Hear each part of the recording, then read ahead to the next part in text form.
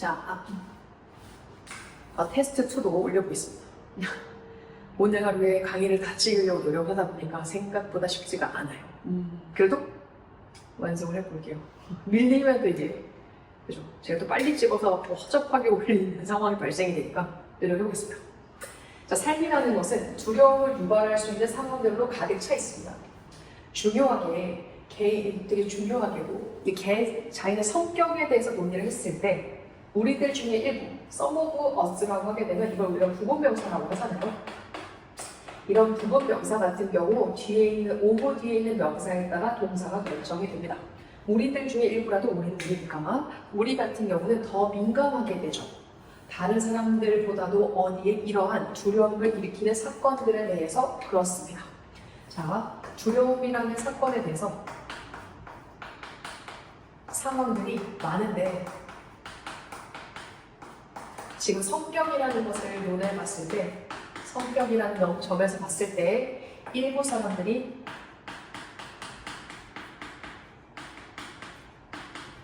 이 두려움이라는 상황에 더 민감한 상황일 수 있다. 이런 거죠. 다른 사람들에 비해서 민감할 수 있죠. 그래서 이거에 대해서 일부 사람들은 민감할 건데요. 그거에 대한 예를 들어줄 거예요.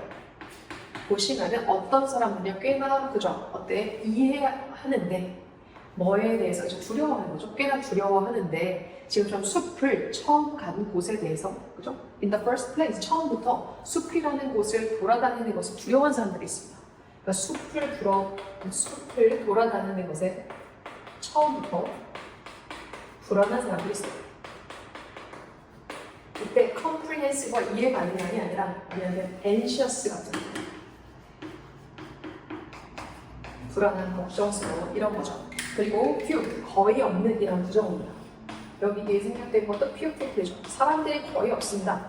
용기를 가진 사람들이 없어요. 그러니까 우리가 암벽 등반을 시도를 해보는 거예요.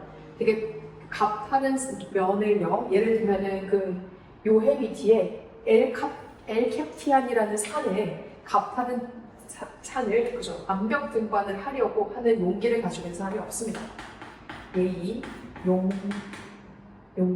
용기가 없죠.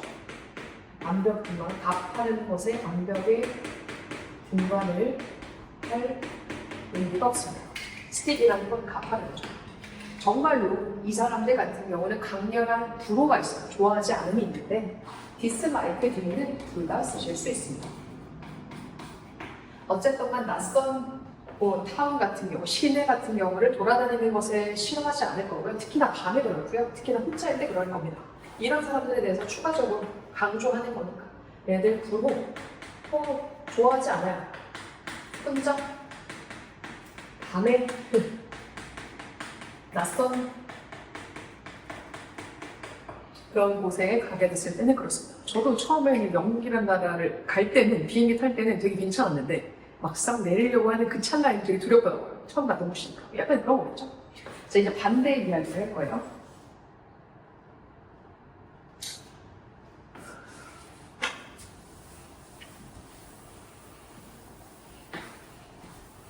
반대로 우리들 중에 다른 사람들 같은 경우는요. 그렇게 쉽게 겁에 질리지 않고요. 걔네들은 그죠? 인히비티드. 그러니까 이러한 도전에 대해서 억제되어질 가능성이 적습니다. 그러니까 이런 도전들에 대해서 방해를 받지 않을 거라는 거죠. 네. 어떤 느낌인지 알겠죠? 중독되지 않을 거다. 이런 겁니다. 요거 이제 대조적인 사람들. 두려움이 조금 적은 사람들에 대해서 이해를 할 것 같습니다. 그래서 이런 종류의 감정적 차이라는 것이 얘가 강조문이거든요. 이 차이라는 것은 무엇을 고유한 성격이라는 걸 불러일으키는데 자신들의 되게 그 divergent action이라고 해서 액션 텐던시, 걔네들이 뭔가 여가 활동 같은 거를 하는 것에 동기를 주거나 불러일으키는데 이 사람의 개인적인 성향을 불러일으킬 거래요. 그래서 되게 날마다 일관된 모습으로 이 모습들을 불러일으킨다. 요거를 할 때 이렇게 둘의 차이가 생겼잖아요. 이 차이를 가지고 보다시피 감정적인 차이가 우리가 여가 활동 같은 즐거운 활동을 할 때 활동에 영향을 주게 되죠. 그죠? 이것에 이 감정적 차이가 기본적으로 무엇을 주냐면 성격의 발생을 시키고요. 어떤 성격임을 나타내게 되고 이게 여가 활동에도 영향을 주게 되는 이런 상황입니다.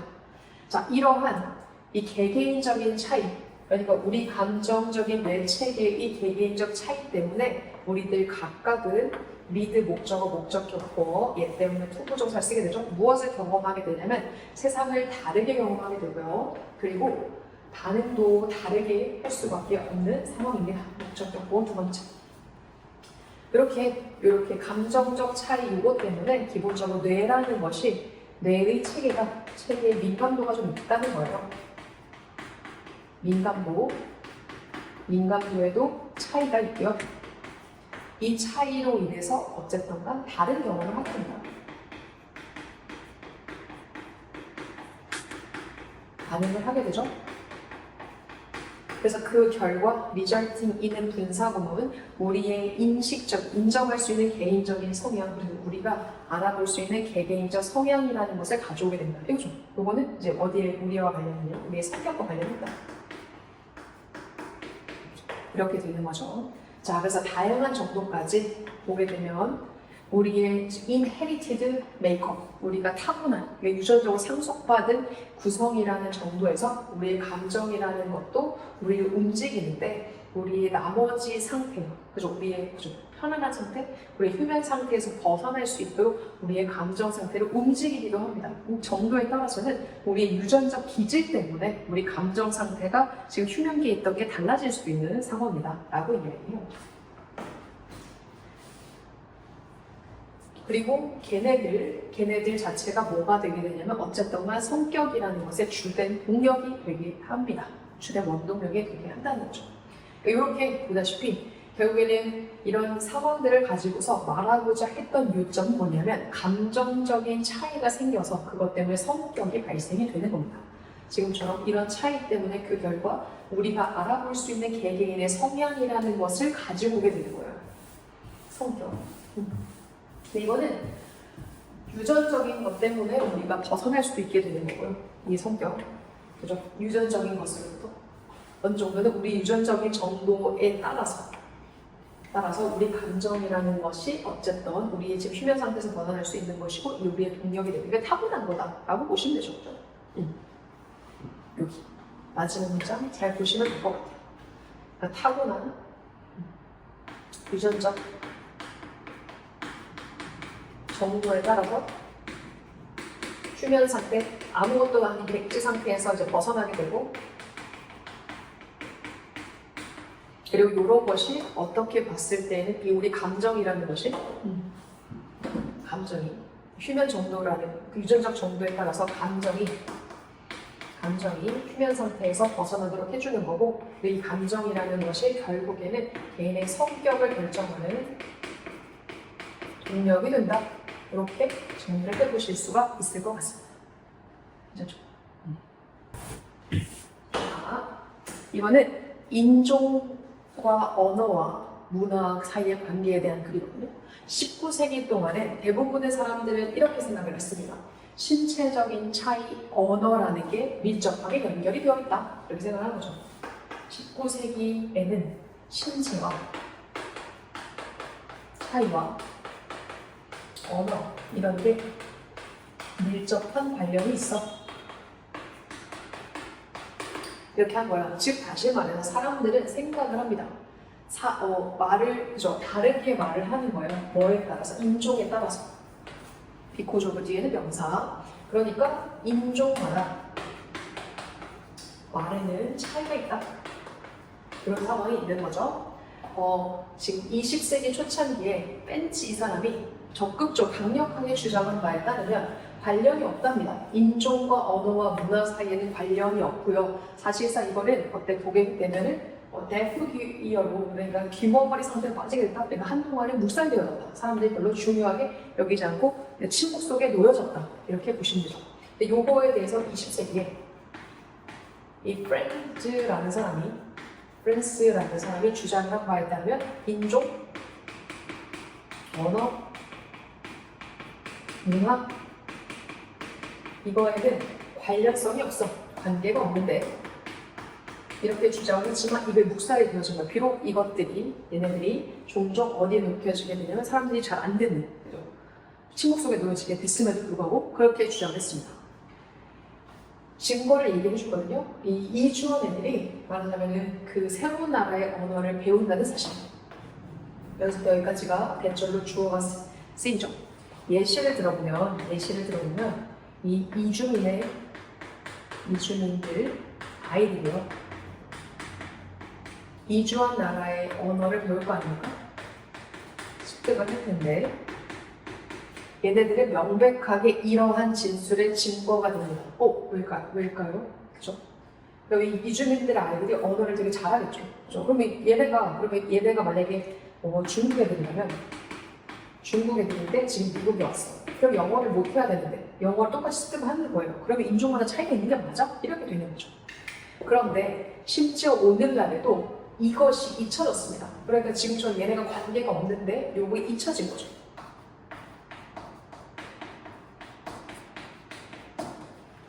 예를 들면 뒤에 시를 들어주세요.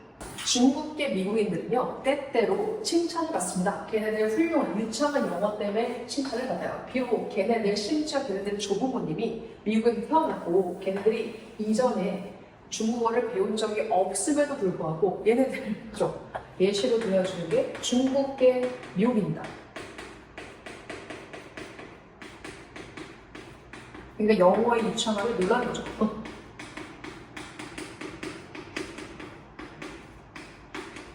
그런 거죠. 자, 그리고 이와 마찬가지로 언어의 능력이라고 하는 것은 지역, 직업, 경제 상태, 그리고 다른 문화적인 측면마다 분리되어져 있습니다. 그죠? 이런 것도 있고요. 지금 보다시피 이와 마찬가지로 언어의 능력이라고 하는 것. 능력은 기본적으로 별개입니다. 종교, 문화 등등과는 분리되어져 있대요.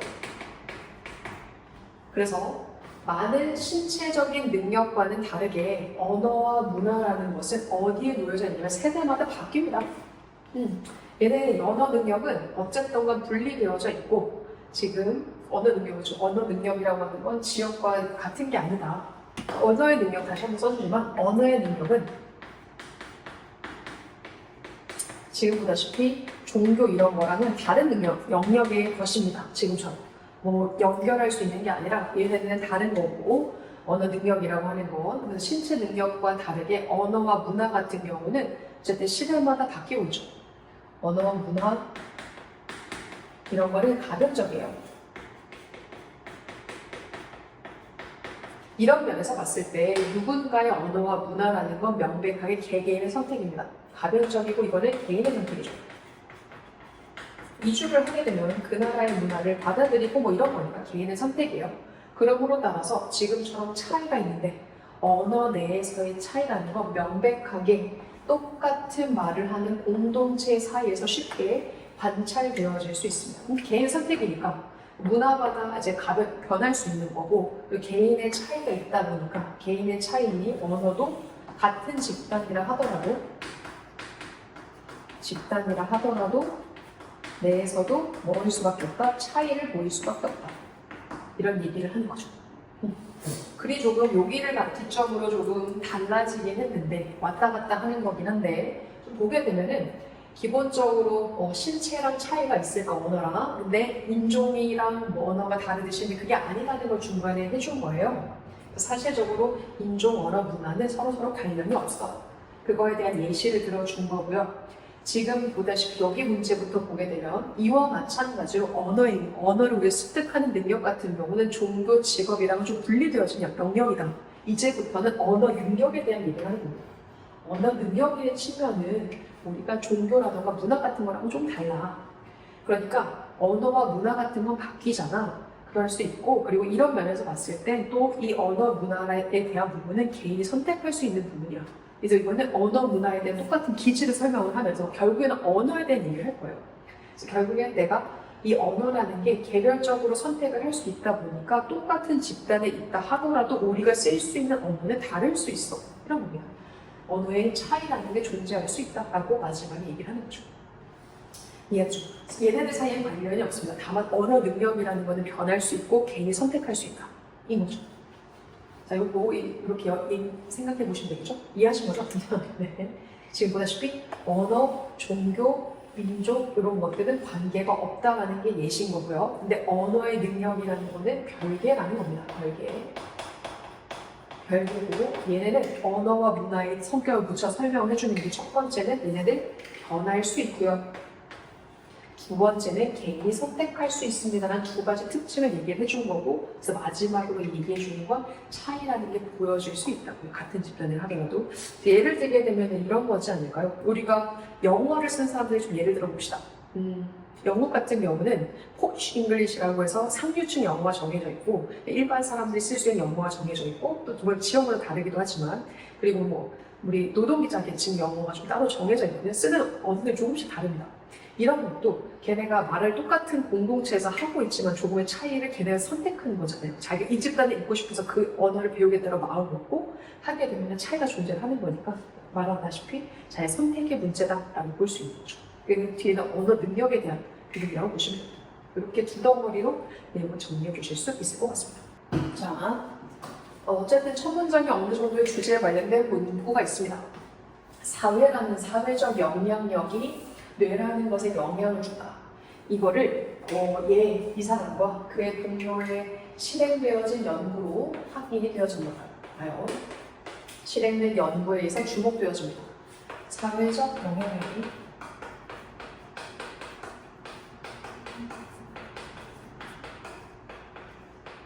어디에 영향을 주느냐면 뇌에 영향을 줍니다. 자, 보게 되면 한 연구에서 걔네들이 참여자들한테 손을 담궈보라고 한 거죠. 적절히 뜨거운 물이에요. 대략적으로 47도. 그렇게 적절히 뜨거운 것 같지 않지만 그거에 대해서 실험을 한 겁니다. 실험. 지금 손을 47도에 해당이 되는 물에 담그었습니다. 그랬을 때 걔네들은요, 기대를 하는 거죠. 뭐라고? 되게 적당한 수준의 불편함. 이죠? 되게 뜨거운 물이에요. 불편할 거다. 그 상태를 만들기 위해서 이 물에 손을 넣어보라고 한 겁니다.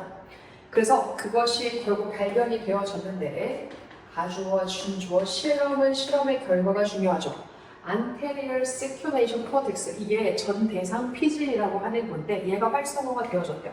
전 대상 피질이라고 하는 것은 밑에 제가 조금 더 구체적으로 적어놨지만 감정을 조절하고 타인의 감정을 이해하고 사회적 고통에 대한 것이 전 대상 피질이 하는 겁니다. 감정을 조절하는 능력, 그리고 타인에 대한 감정의 이해, 사회적인 고통을 하는 것이 전 대상 피질이다. 타인에 대한 이해다라고 보시죠. 자, 결국엔 전 대상 피질을 활성화시켰다. 걔네들의 손이 물속에 있는 동안에 결국에는 타인의 고통을 감지하는 그런 것들에 대한 뇌의 전 대상 피질, 그거에 뇌죠, 뇌. 대상 피질이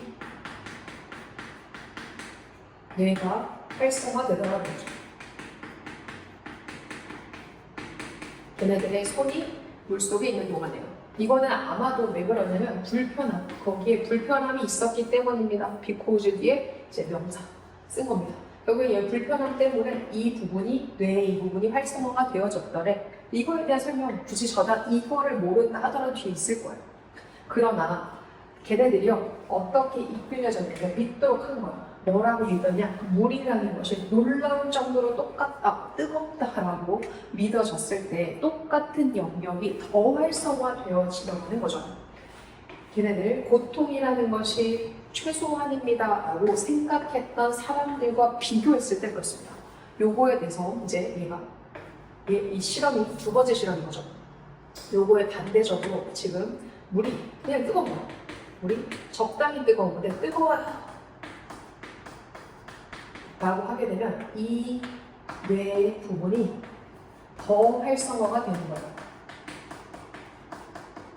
그러니까 앞에 있는 친구들보다 불편한 뇌가 더 활성화가 되는 거죠. 물이 뜨거우니까. 고통의 정도에 따라서 활성화 정도가 다른 겁니다. 근데 얘가 말하고자 했던 건 물이 뜻 고통이 이런 거라기보다는 불편함이죠. 이 물이라는 것 자체가. 그러니까 불편함의 정도가 적당한 것과 적당히 불편한 것. 이거는 많이 불편한 거예요. 이것을 우리가 사회적 영향력이라고 보는 거예요. 불편함이 적당히 불편하고 많이 불편하고 많이 불편하면 우리 뇌가 훨씬 더 활성화되는 거죠. 그렇게 이 타인의 감정을 조절하는, 예를 들면 사회적 고통에 대한 뇌의 영역이 훨씬 더 활성화가 된다는 얘기 하는 거예요. 그러므로 따라서 여기에 당신의 명료한 진술이 있습니다. 시험 결과가 중요하니까 사회적으로 유도되어지는 기대치는 강도를 바꾸는데 내 반응의 강도를 바꿔놓을 수 있어요. 비록 물의 온도라는 것이 모든 참여자들에게 똑같음에도 불구하고요. 이렇게 상황은 물이 요거 플러스 얘를 한번 더 들어보면 물의 온도가 다 똑같아요. 온도는 세임한데 지금 말하고자 하는 의미는 사회적인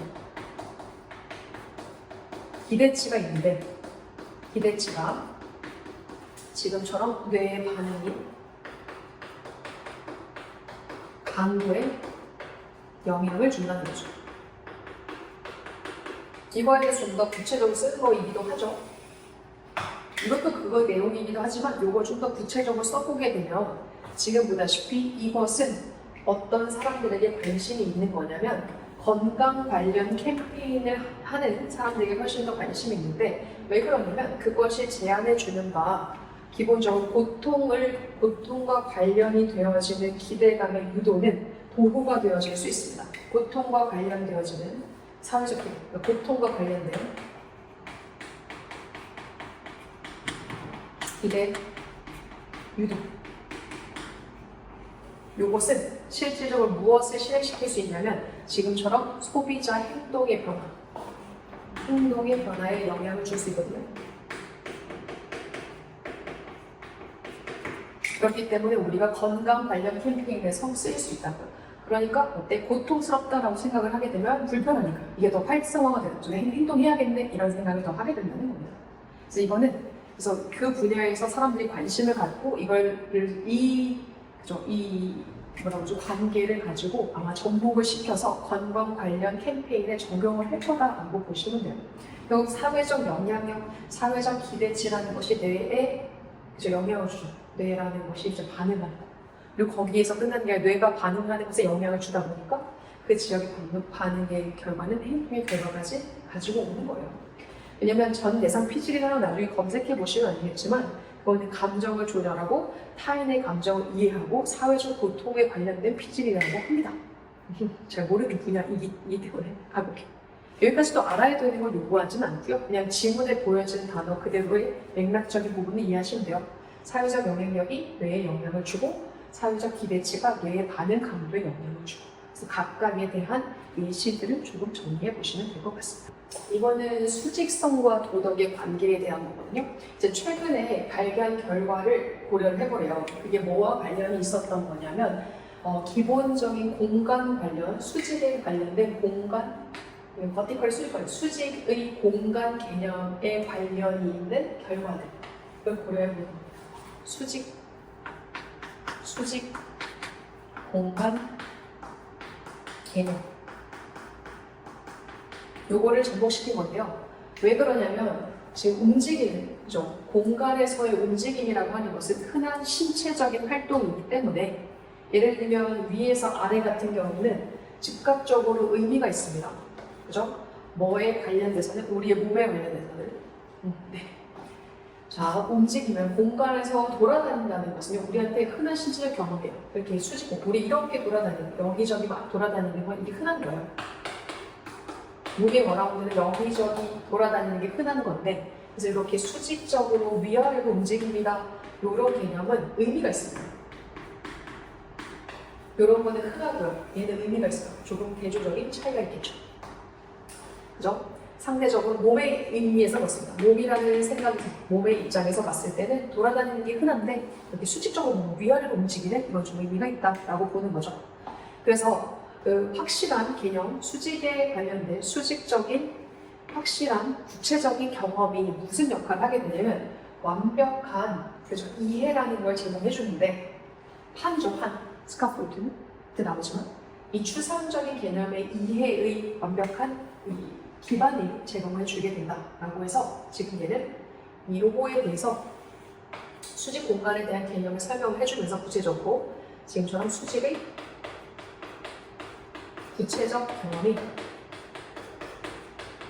경험으로 우리는 뭐를 해줄 거냐면 추상적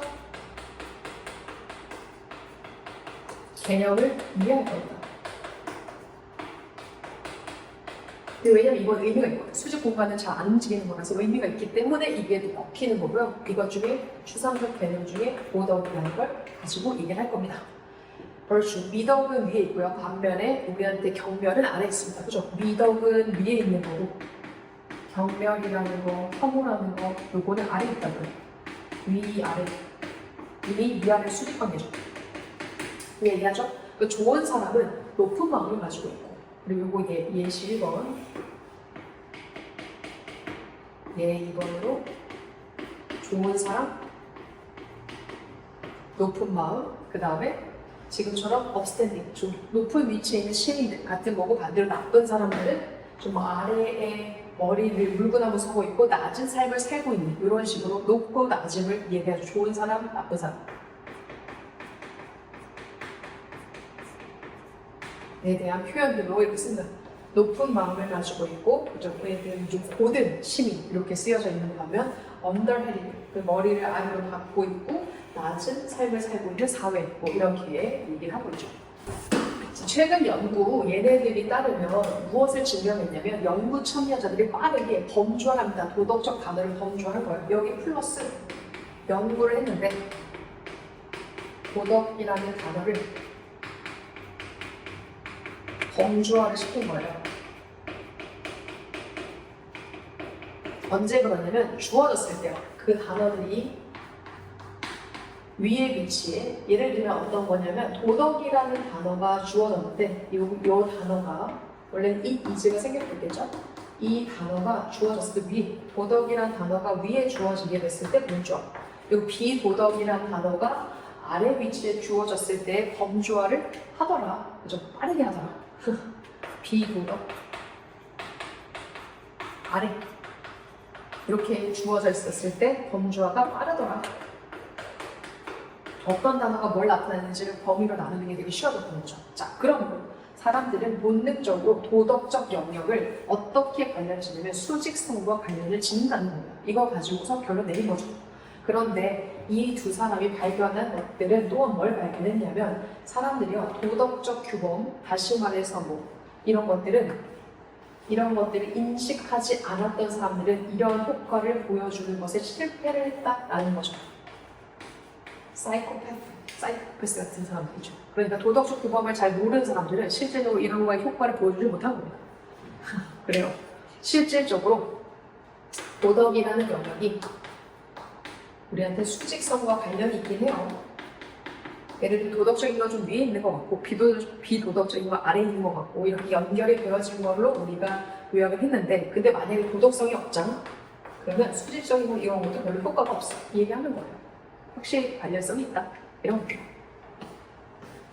엄청난 제약, 진화의 엄청난 제약의 좋은 사례가 우리가 어떤 기간 동안 심지어 이 어떤 기간 동안이냐면 이 에피소드 기간에도 발생하는 거거든요. 진화의 에피소드 기간 동안에 엄청난 진화의 기간 동안에 이 진화의 엄청난 제약의 하나의 사례가 바로 뭐였냐면 우리한테는 척추동물의 난리 같은 거였습니다. 진화에 한계가 있습니다. 제약이 있습니다. 제약이 예단되는 게 바로 날개입니다. 척추동물의 날개.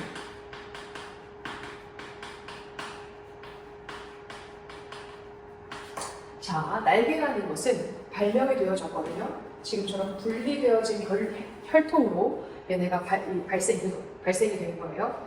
이 누구의 날개? 얘네들의 날개. 날개는 기본적으로 분리적으로 진화가 되어졌고, 그러므로 그러므로 큰 구조적인 차이점을 갖습니다. 그러니까 분리되어졌다. 날개라는 것 자체가 우리한테는 분리되어진 계통의 발달 내용이었습니다. 자, 그런데 이 모든 케이스에서 날개라고 하는 것이 무엇으로부터 발달했냐면, 사실적으로 봤을 때 이렇게 분리계통으로 발달했다 생각했지만, 반대적으로 봤을 때 모든 사건으로 이 날개라고 하는 것은 우리한테 앞발에서부터 진화를 한 겁니다. 그러니까 진화에 한계가 있었던 거죠. 이런 동물들이 기본적으로 걔네들의 앞발의 사용을 잃어버립니다. 왜? 날개를 얻기 위해서. 원래는 앞발이었던 친구들이 날개로 바뀌었어요를 다시 한번 상수를 해준 거죠. 자, 새들과 쥐들 둘 다가 어때? 이런 것들, 물건들을 쉽게 잘 잡을 수가 없습니다. 그래요. 얘네들은 앞발을 날개로 진화했고요. 왜냐면 날개를 얻기 위해서, 날개를 위해 앞발을 포기한 거죠. 포기를 했고, 그러다 보니까 얘네들 물건을 집을 수가 없고 잡지를 못하고, 그리고 걔네들 같은 경우 이상하게 걔네들의 발과 입을 사용해서 걔네들한테 물건들을 조작할 수 있습니다. 잡지 못하고 발과 입을 사용하고, 이런 상황이죠. 자, 조동사 뒤에 have 플러스 pp, 뭐뭐였음에 틀림이 없다는 과거의 추측, 훨씬 더 좋았음에 틀림이 없을 겁니다. 이 의미상의 주어, 가주어, 진주어고요. 의미상의 주어. 그러니까 기본적으로 걔네들이 앞발을 보유함과 동시에 새로운 날개를 전체적으로 얻었으면 훨씬 더 좋았었겠죠. 그런데 진화는 거의 이렇게 작동을 하지 않았던 겁니다. 앞발이 없어지고 날개로 바뀐 게 아니라 앞발, 날개 이렇게 같이 진화했으면 좋았을 텐데, 그리고 이렇게 진화를 안 하고요. 기본적으로 이거는 작동을 안 하더래요. 진화는 이렇게 작동하지 않더라는 겁니다. 이 원리가 이렇지 않았다는 거죠. 자, 동물들에게, 그러니까 복잡한 몸매의 계획을 가지고 있던 동물들에게 새로운 관절을 자라게 하는 것은 옵션이 아닙니다. 그러면 뭐 하는 게, 존재하고 있었던 관절을 재형성하는 것이 천천하게, 얘가 동명사주어, 그것이 옵션이었다는 거죠. 얘가 옵션이란 친구가 뒤에 생략되어져 있어서 이게 대동사로 쓰인 겁니다. 그러니까 새로운 관절을 자라게 하는 것, 다시 말해 지금 앞발이 있는데 날개를 자라게 하는 게 옵션이 아니고요. 지금 앞발이 있었던 거에 다시 바꿔주는 것이, 그게 바로 우리한테 옵션이었던 겁니다 라고 얘기해주는 겁니다. 몸이라는 거 생각보다 복잡하니까. 그래서 이거에 대해서 얘기해주는 거예요. 이렇게 새로운 거, 관절, 성장이라는 거는 얘네들한테는 해당 사항이 없습니다.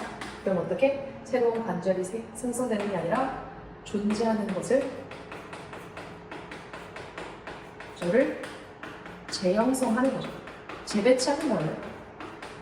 다시 말해 이렇게 진화할 수 있도록 재형성하는 거가 되게 옵션이었다고요. 진화론이라고 하는 것은 그래서 계속 뭐라고 하는 거냐면, 지금처럼 계속 지속적인 트레이드오프, 무역 간에 계속 바꾸고 바꾸는 그런 식의 게임 같은 겁니다라고 얘기하는 겁니다.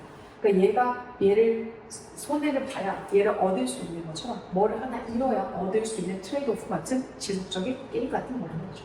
그래서 여기서 포인트는 앞발에서 날개로 진화했고 존재하고 있는 관절이 재형성되어진 거며, 얘네들이 계속 무역하는, 교역하는 게임 같은 것이 진화입니다. 다시 말해 진화에는 제약이 있습니다. 입니다. 더 생겨나는 게 아니라는 거죠. 이거는 좀 봐야 될 것 같긴 한데 이게 맞을까 싶긴 합니다. 제가 좀 다시 봤어요.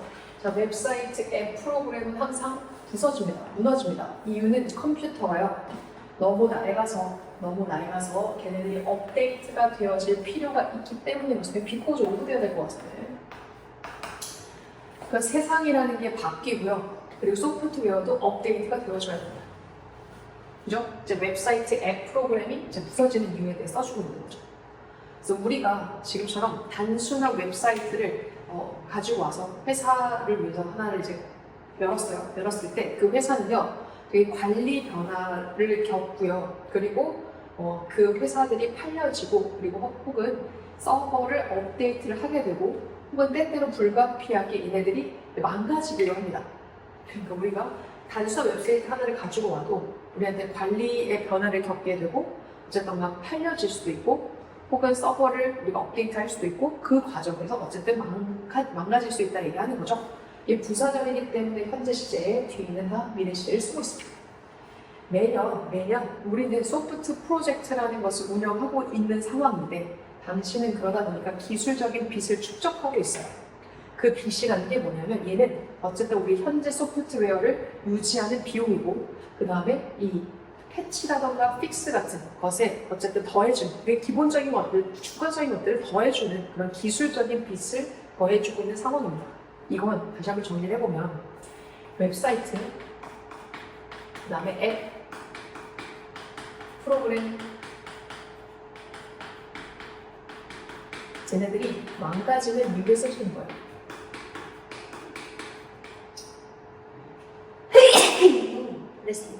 죄송합니다. 자, 기본적으로 컴퓨터가 낡아서 업데이트를 해야 되기 때문에 얘네들이 망가집니다. 이런 과정을 계속 겪으니까 이제 뭐 이런 것까지는 봤죠. 플러스 얘네가 기본적으로 소프트웨어를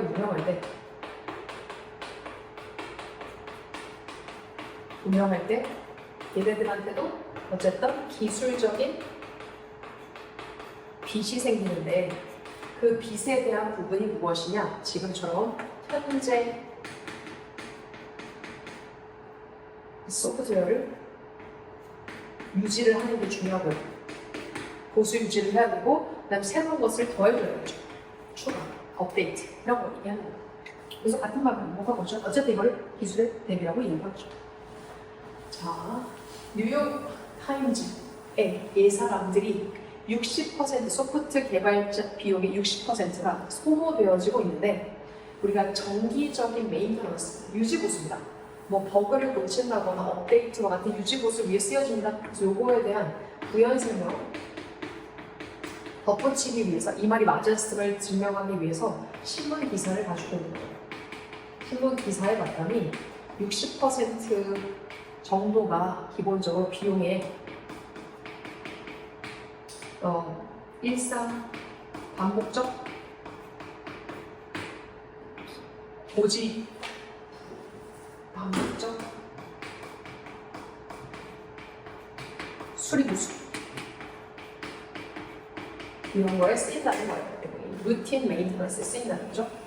대중들의 상상력과는 다르게 엄청나게 많은 더 넘버로 그러니까 더기 때문에 동사는 단수를 쓸 거고요. 이렇게. 그러니까 공학자들, 소프트웨어 개발자들, 얘네들 어쨌든 간 우리 미래에 이 노동력에서 이 프로젝트라는 것에 투영이 되어진 거죠. 투영이 될 필요가 있는 이런 개발자들이라던가 어쨌든 소프트웨어 개발자들의 엔지니어의 엄청나게 많은 숫자는 실질적으로 새롭고 혁신적인 프로젝트를 위해서 필요하진 않습니다. 지금 보다시피 반복적인 수리부수를 한다니까? 그러니까 많은 공학자, 개발자 얘네들은 신제품을 개발을 하는데 소요가 되는 게 아닙니다. 얘네들은 이걸 하는 게 아니에요. 그러면 다시 한번 얘기하지만 70% 공학자들의 70% 이런 분수 표현, 퍼센트 표현은 뒤에 있는 명사에 따라 동사가 결정이 되거든요. 공학자들의 70%는 어떤 거 하는 거냐면 지금 존재하고 있는 제품을 유지하는 거예요. 그러니까 현상 유지를 하는 데 쓰는 거예요. 새로운 걸 만들기보다. 얘네들 이거 안 하면 뭐 한다고? 얘네들의 70%는 기본적으로 현재 보수 유지를 위해서 제품을 보수하는데 일을 하고 있다는 겁니다. 되시죠? 마지막 질문. 오예. 자, 이번 시험의 마지막 질문입니다. 와, 드디어 왔어요. 지구가 실제로 유한한 이 광물의 매장층이라는 걸 가지고 있니? 물어보는 거죠. 많은 경제학자들은 그렇게 생각하지 않습니다. 다른 입장이에요. 지구 광물의 매장층이 유한해? infinite. 한계가 있어? 이거에 대해서 경제학자들은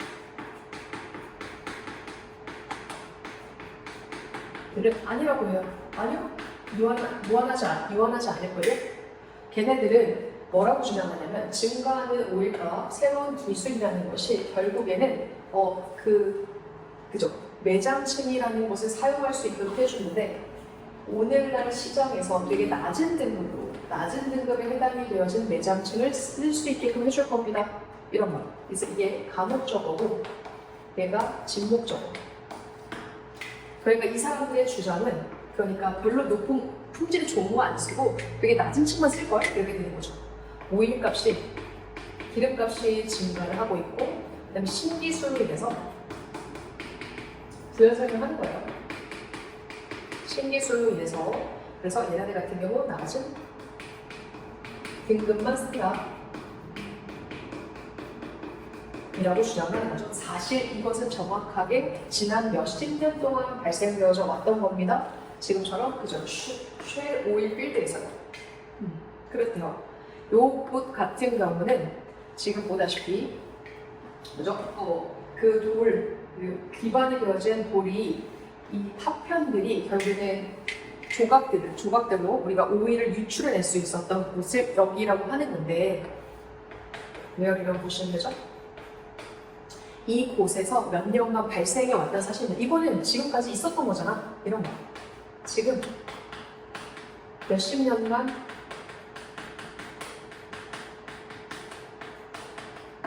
이 쉐일 오일에서 오일 현장에서 있었던 일입니다. 이렇게 얘기하는 거죠. 그죠? 자, 지질학자들의 입장입니다. 얘네들 파괴에서 발생된 거고. 자, 지질학자들은 어디에 동의를 하고 있냐면 이런 종류의 변화는 중요하지만 그런데 걔네들이 주목했던 사실은 지금처럼 크러스트, 우리가 지각이라는 것의 부피가 한계가 있고 그리고 이곳이 이것은 어쨌든 한계를 준다. 우리한테 관습적이면서 늘 우리가 써보던 거, 그리고 새로운 회적층의 한계를 둔다. 우리가 발견한 이렇게 주목을 하고 있다는 거. 요거랑 좀 대조적인 개념이죠. 지질학자들은 어쨌든간 지금 변화라는 게 있다는 거 중요하게 생각을 하면서 어쨌든 지각층의 부피는 한계가 있고 그리고 얘 같은 경우는 또 말하자면 궁극적인 한 제한을 둬야 돼요. 우리가 써보던 거, 여전히 써보던 거, 과거의 것들 그리고 퇴적층, 광물층 중에 한계를 제한을 둬야 돼. 제한이 있어야 돼. 그거를 주장하는 거죠. 그래서 경제학자들이 단기간으로 봤을 때는 이길지라고 단기간에서는 괜찮겠죠. 이거 단기간으로 괜찮을 거야, 경제학자. 우리 입장이 다르죠. 경제학자들의 입장은 괜찮을 겁니다만 지질학자들이 오를 겁니다. 장기간으로 봤을 때. 그리고 한동안에는. 그리고 우리는 그죠? 오를 거고요. 그리고 우리는 뭐 하셔야 되는 거냐면 발견을 하셔야 돼요. 남아있는 그 퇴적층이라는 거, 이 광물 매장층이라는 것도 발견을 하셔야 된다라고 이야기하는 거죠. 얘는 이제 말하자면은 요거임에도 불구하고 지리학자들이 옳았던 사실 장기간으로 요 얘네들로 얘기하고 싶었던 게 우리가 어쨌든 남아있는 퇴적층을 발견해야 된다는 게 얘네들한테 맞았다라고 보는 거죠. 요거는 둘의 입장이 다르다. 얘네들은 단기간으로 오케이. 얘네들은 장기간으로는 오케이. 그래서 단기간으로 괜찮지만 장기간으로 봤을 때는 얘네가 맞아. 그리고 얘네들의 입장은 퇴적층을 발견하자. 이런 입장이다. 둘의 입장에 차이가 있다. 이렇게 보시면 되겠죠. 그래서 주제를 보게 되면 좀 내장층에 대한 유한성에 대해 둘의 입장이 지금 경쟁이 느끼는 얘네는 유한하지 않은데 얘는 유한한데 이런 거에 대한 입장 차이가 있다라고 보시면 되죠. 이제 자, 여기까지 정리 잘 하시고 기본 잘 보시고 제가 빨리 하느라 뒤에는 막 혓바닥이 풀려있고 막 이렇긴 한데 내용 전달하는 데는 문제가 없었을 거라고 생각합니다. 수고하셨습니다.